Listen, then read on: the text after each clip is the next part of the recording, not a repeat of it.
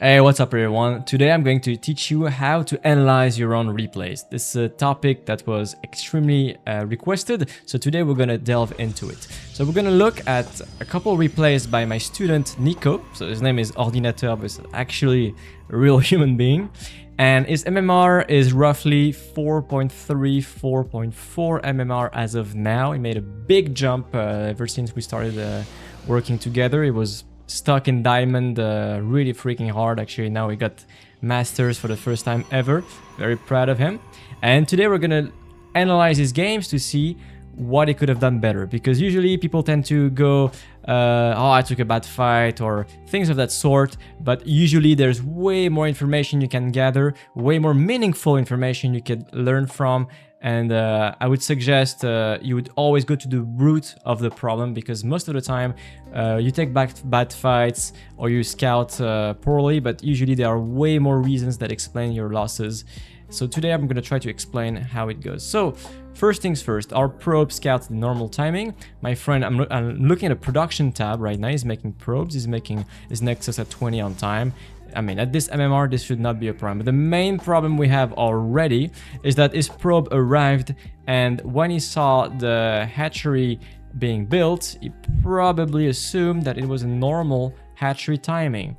But usually when you scout after the gateway, the hatchery has a bit more hit points, maybe a bit closer to the middle. Right now this hatchery has just been started and we don't have this critical information. So I would suggest that even if you know there's a hatchery, confirm the pull timing, because now our friend doesn't know there's a quick pull. This is not a 12 pull though. This is an probably 14 pull, I would say, but it's not a 12 pull. So now what do you look for? Imagine the probe that actually walked into the main. What do we look for? Number one, you look at the pull timing. If you arrive in the pull, it's already done. It's an early pull, so you need to prepare for it. The second thing you look for is how many larvas are banked. If you arrive with your probe and you see two larvas, soon to be three larvas, are just idle doing nothing, and the pull is about to complete, then the pull finishes and you see 3 eggs. It's a dead giveaway. This guy is making 6 zerglings, so be very careful of that. Second thing you do is check the gas timing. Right now, the gas has just been taken, so he needs to finish the gas, mine from it, research speed, and then finally he has speed. So speed is gonna be miles away, so you don't need to overreact. All you need to do right now is to defend the zerglings and expand fast enough, because there's an expansion, right? So you need to match the expansion yourself. So what do we do as a response when you're Nico? Well, you need to get a second gateway, and you need a cyber core, so you have a full wall with just a little gap for your unit. You will chrono boost a first zealot and get a second one, but make sure you've got a pylon finished right about now, basically, so that when your zealot finishes, you can immediately keep on going with the second one. If you get supply block there, it's going to be quite annoying. So that's the first thing you should have done, right? And the gap should always be next to the pre-existing gateway, because if you fully wall here and you leave a gap there, then the zealot needs to go all the way around, which is not optimal, right? So that's the main problem. So he gets a Nexus. In a real game, he should have delayed this Nexus in favor for an earlier gate and extra zealot to be sure he was safe.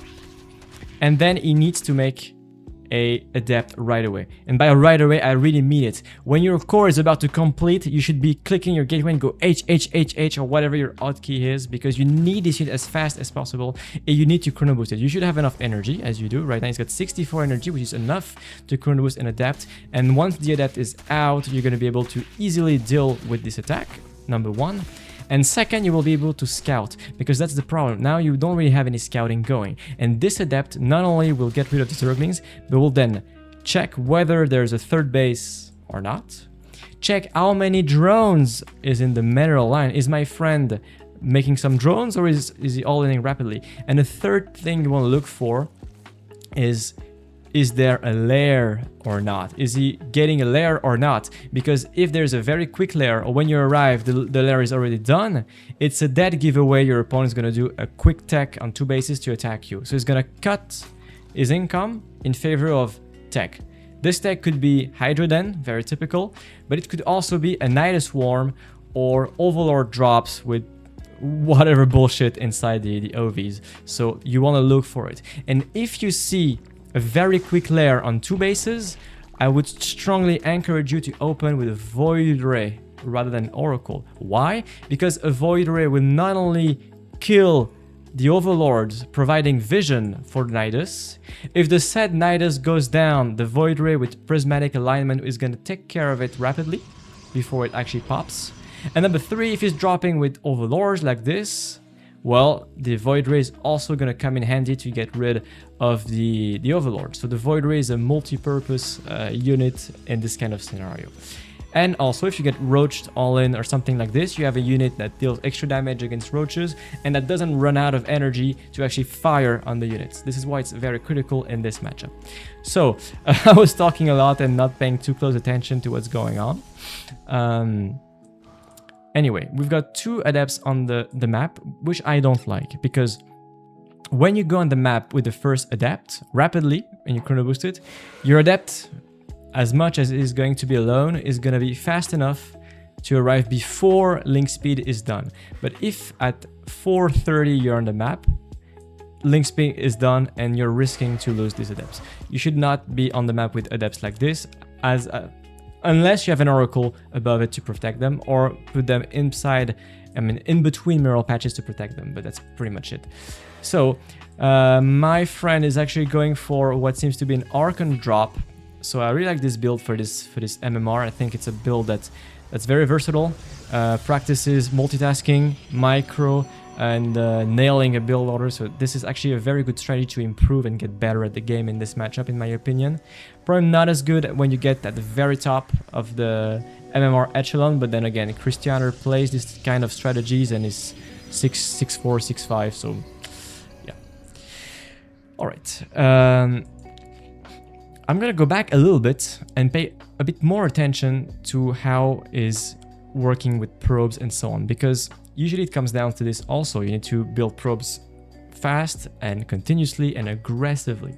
So now we have energy on this nexus, which 100% should be spent on this nexus to create probes faster. The faster the probes get made, the quicker, of course, they're gonna bring minerals to the house, and then your build is gonna line up better, right? So, you can also see this target is extremely late. So now he's dealing, look. Right now we have started an adept. We've got 120 minerals and more than enough gas to make his target, so this target should be made right now. I know he's busy dealing with that kind of bullshit, but then come back to what I said earlier. If he actually... Oh shit, I'm pulling my wire. If he actually took care of the scouting a bit better, he would have made a second zealot, I'm sorry, or he would have made the adept faster and he chrono boosted it. So this never would have happened, right? And instead of spending all his time and attention dealing with Zerglings with his Zealot, he would have been able to just macro in the meantime, right? He would have been able to put these 2 extra workers from the gas to the Nexus. He would have changed his rally points, and he would have started his Stargate. So this is what happens most of the time.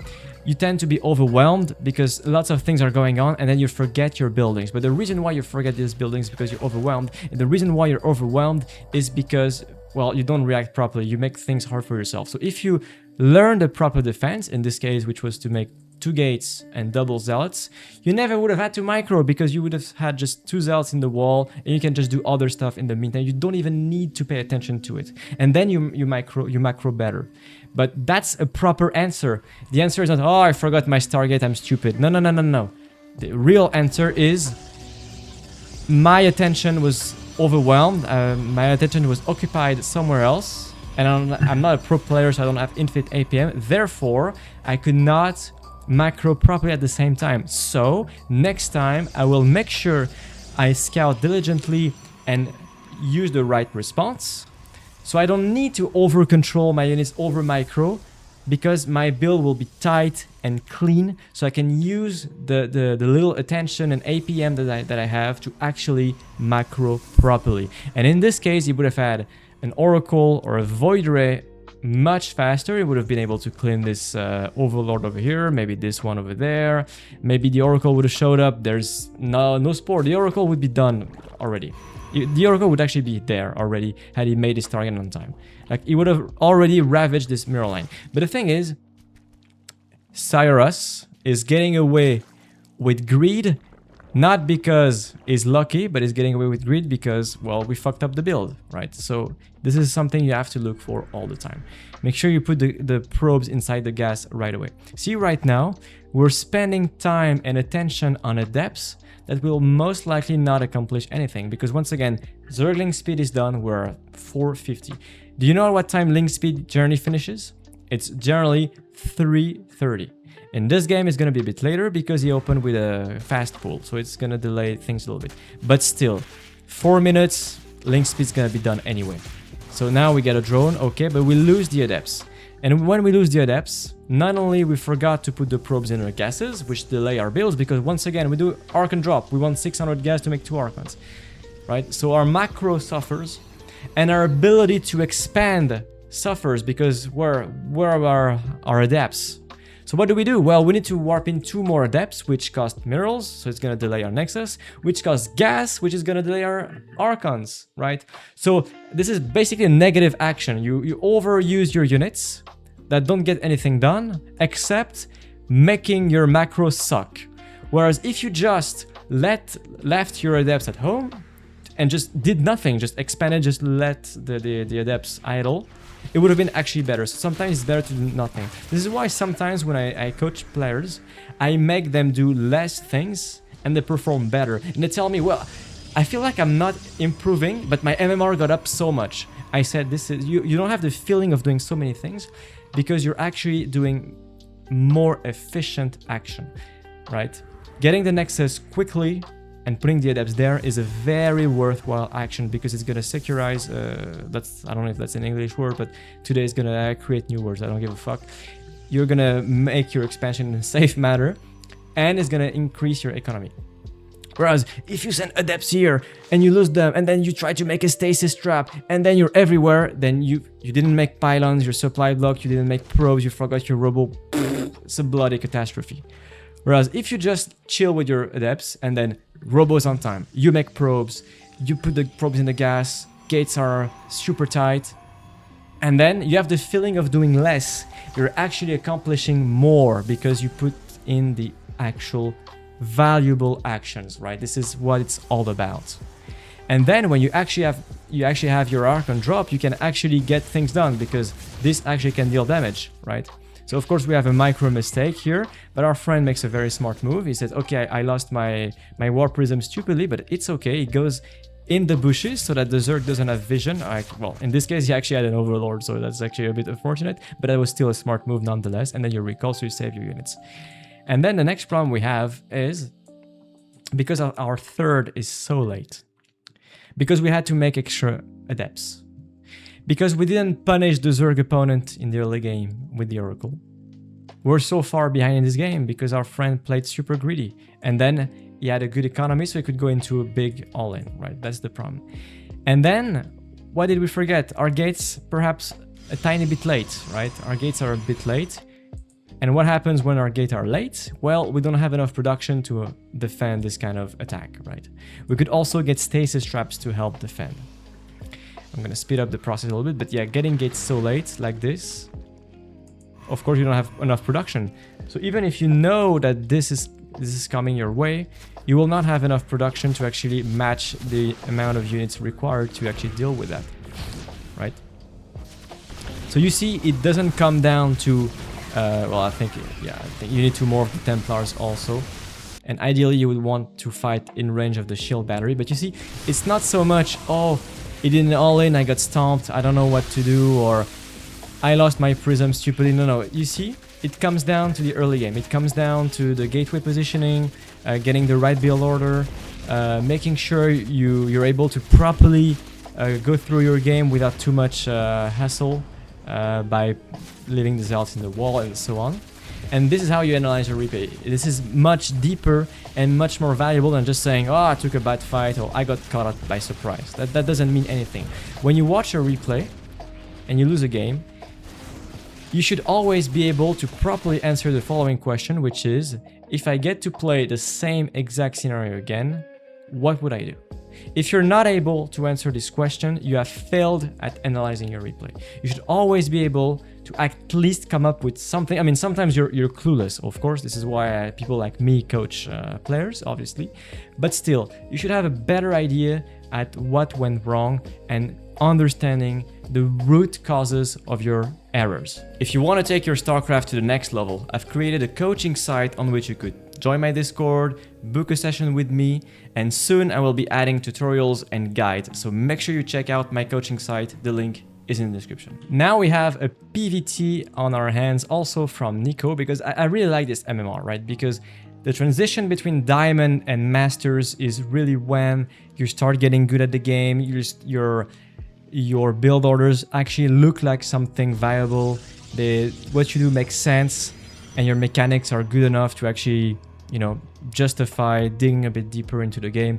Usually when you're at gold, you know, when you're gold, all you have to do is just try to follow a build order. You're gonna mess it up, but you're still gonna be okay because it doesn't require too much precision at this level. But around Diamond, around Masters, this is when understanding what goes wrong is absolutely critical if you want to go to the next level. I think I see a lot of players that I coach between Diamond and Masters. This is really the point they struggle the most. I had a smooth sailing all the way to Diamond. Then I struggled to get Diamond 2, Diamond 1. I really put a lot of effort, but now Masters League seems to be like an impossible step to go through. And this is when usually I come in as a coach to help you out. But we're gonna pay attention to this replay. Actually, I don't know how long this replay is, so I'm gonna speed up the process a little bit. So once again, make sure you make sure at the beginning of the game to have your build on point. If I put myself in my student's view, is not looking at the probe, scouting probe, is looking over here at the core, which is exactly what you have to do. You should put your attention on your macro first, because imagine, oh, what is he doing? Is he making a Reaper? Is he doing this? And then, oh fuck, my core, I forgot. And then you're late. Whereas I'm gonna get my core and then later I pay attention. Okay, this is better because now everything that you do is on time. Because knowing is good, but if you don't have the tools to defend anything because you forgot your buildings, well, it's not gonna help. So here we were trying to get we should really shoot this SCV. Okay, got lucky that the SCV went out of reach. But you see, it's actually very interesting. This is extremely interesting what we're seeing. Now he's struggling to get his Nexus, so he has 260. He had almost 700 minerals before he made his Nexus.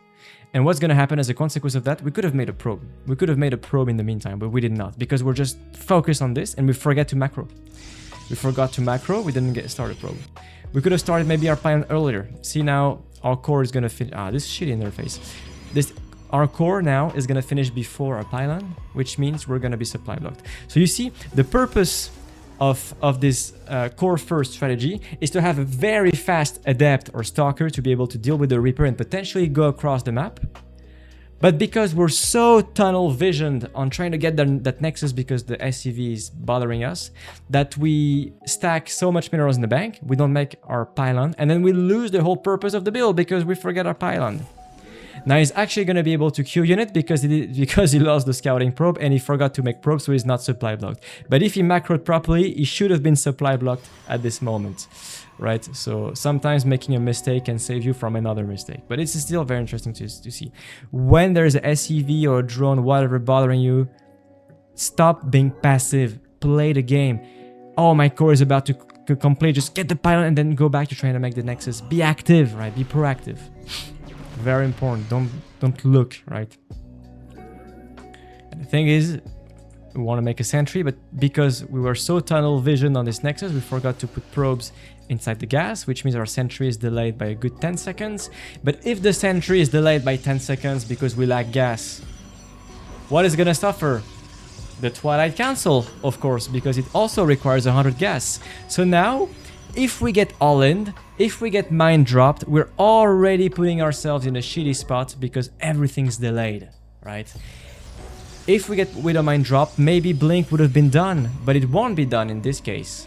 If we get all-in on one base or a 2-base timing attack with Siege Tanks, because I'm looking at the production tab, we could be in trouble. Look how late this Twilight is. So you see, the deep reason, the deep mistake is I'm placing too much focus on my Nexus and trying to kill the SCV that I don't do the other things at the same time. You could just attack with the probe, the SCV, and then just go back rapidly and get your probe in the gas so that you have enough gas for the sentry. Then you go back to your probe and then you get your pylon on time so you don't get supply block when you actually need to queue the unit, right? Be proactive, always be proactive and think about the next move you're going to make. Don't be so focused, don't be like Eckhart Tolle and be in the present moment. In Starcraft 2 it's a bad thing to be in the present moment. You always need to be 1 or 2 steps ahead, you need to think about your next move, right? So you see right now our scout is so late because of that, and our blink is so late also, right? So, and I say right after the end of all of my sentences, I need to step up a little bit. So now we have all the information that we need. We see no command center over here, and we see 2 racks, so our friend is making siege tanks. He's not getting stim. You see there's no tech lab on this barracks, and there's a reactor over here. So I know for sure no stim, no combat shield, no concussive shells. I know it. I've got the information right in front of me. I know he's going to make cyclones or tanks. There's already one tank, so there's a good chance there are more tanks. In which case, what's good against both cyclones and siege tanks? Immortals and blink stalkers with decent control. Okay. There's a medevac. Okay, I've got all the information that I need. He's gonna attack very rapidly. How do I know he's not gonna attack in 10 minutes and he's gonna attack now? Well, if he wanted to attack later, he would have researched Sim, right? And more, maybe an eBay, more upgrades. But now he's just getting right now units. He's not getting a tech lab over here or there, so he's just gearing up to attack rapidly. How do I deal with this? Well, I should warp in stalkers. The absolute priority right now with this shitty interface, I cannot see if he's got stalkers available to warp in, but I know it's the case because I know the build. He has these 3 units that he got from the beginning, this later. So yeah, these gates have not warped in. So instead of making a battery, which is, you've got time, right? You need to make units right now. Because a battery, you can just make it and it builds pretty fast. But units, it takes time to recharge the cooldown. So get the units right away and cross the map right away. How do I know I can cross the map safely? Because the medevac is on his side of the map and all the units are on his side of the map. It's impossible that he has double medevacs this early. And if you're like, well, I'm not a pro, I'm not supposed to know that, watch your replays, pay attention, and you will naturally have this star sense, as Artosis calls it. But it comes from playing, paying attention and watching your replays. If you don't do that, if you don't pay close attention, you're like, I got pushed, I lost, whatever. Well, you're not gonna go anywhere like this. Precision is the name of the game. So how do we deal with this kind of attack? Well, number 1, you warp in stalkers ASAP and you cross the map. You need to kite the units. They don't have steam and they don't have combat shields. So you will be able to, pick off quite a bit of units. 4 stalkers will one-shot a marine without shields. Once the shield upgrade is available, then it turns into 5. I would not even focus, I mean, it's nice to get the medevac, but kill the marines. Kill the DPS. They're easy to kill, right? And they're at the front. Second thing, if he warped in right away, instead of having 3 stalkers, he would have like 5 or 6. And then he would be able to just kill so many more units. That's number 1. Number 2, you should always keep your stalker, that's especially true when you play Blink or stalkers like this. You should always keep your army between your base and a Terran army. So basically your army should always go on the path that is going to take. So right now the stalkers should be around here or there. Always be on the way. Because now if we don't do that, the Terran can just advance freely without any consequences. He can just freely set up. Whereas if he had his stalkers over here, I could just kill one. You try to set up, kill another one. How do you prevent that as Terran? Well, I need to siege my tank. Well, if I siege my tank over here as Terran because the fucking stalkers are picking off my marines, then it means the process has more time. And then I have time to finish a battery, I have time for an extra warping of stalkers, and then suddenly you have an overwhelming number, and what seemed like an impossible push to hold becomes super easy, right? And now we have no army. See, we have the battery overcharge energy recharge PTSD. The energy recharge available, but we're not using it. right? If we had guard and shield, all of our units would benefit from +2 armor. These probes also would survive a bit longer. And you see we're splitting the focus fire, which is always a bad mistake. If you want to go for a tank, you go for a tank. You're like, should I? No. You just YOLO like an absolute retard. And sorry for the bad language, but you really have to go in like a madman. Sometimes we're overly conservative. We try to play overly safe that we end up not really making a decision. And usually when you struggle to know, should I go left, should I go right, you just end up in the middle and you crash. So make a choice and stick to it. And it's okay if you lose. It's okay. Sometimes you will overstay your welcome. You will take a too early fight and you will lose your army. It's okay. At least you get to learn. But if you're undecisive, you will never accomplish anything. So you need to really, when you go for a tank, just go for the tank. And there's no going back. Snipe it and then go away if you want to. Right? So now, if I wanted to make a quick advice, I would say number 1, focus on your build by being more proactive when there's a nuisance in your base, right? It's very hard when you're being annoyed to actually do all the things at the same time. So when there's an ACV bothering you, make sure you don't fall asleep. You keep playing active. Number 2, warp in stalkers aggressively and cross the map once you know you're about to be attacked. Always leave your stalkers in between the Terran army and your base so that you can always kite and force the Terran to siege and snipe some units. And then buy as much time as possible, because the time you buy is always going to be beneficial for you. Why is that? Because you warp in at where the action is taking place, your base.